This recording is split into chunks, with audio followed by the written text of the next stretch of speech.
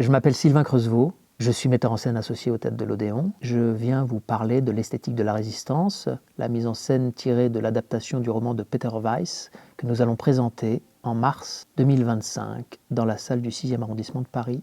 Pour tous ceux qui ont assisté, qui ont pu voir l'Edelweiss, France Fascisme, que nous avons créé en septembre 2023 aux Ateliers Berthier, l'esthétique de la résistance, c'est le pendant de cette création que vous avez vue la saison passée.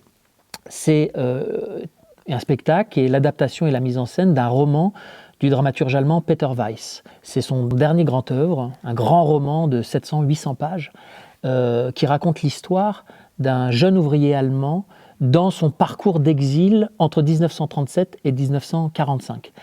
Ça se passe évidemment dans l'Allemagne nazie et dans l'Europe fasciste, et on va suivre le parcours de résistance de ce jeune homme qui a une vingtaine d'années. Il va combattre le franquisme dans les brigades internationales en 37-38, il va faire tout un parcours, il va venir en France, à Paris, puis il va rejoindre la Suède.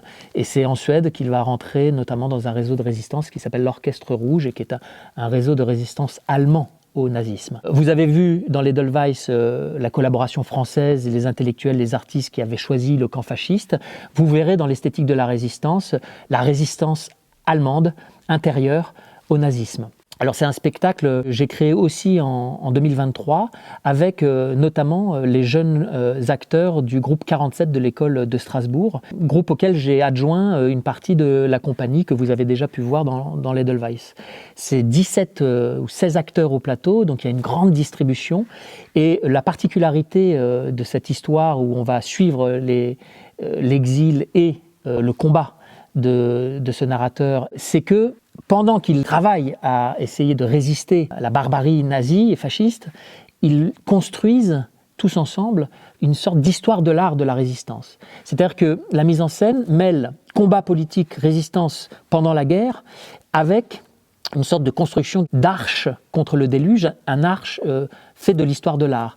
Et donc, vous allez traverser des grandes œuvres de la résistance, dans la frise de Pergame, Guernica de Picasso, on va traverser l'œuvre de Bruegel. Je veux dire, vous verrez ces œuvres et vous verrez comment ces jeunes gens construisent une manière de lire ces œuvres pour qu'elles soient utiles, en fait, à la résistance au fascisme. Donc c'est un spectacle qui dure 4h05, 4h10, avec 2 entr'actes. C'est déconstruit en 3 livres, 3 parties. Une partie d'1h20, un entr'acte, une partie d'1h15, ça passe très bien, un entr'acte, et une partie d'1h20. J'espère que vous viendrez nombreux, franchement ça vaut le coup.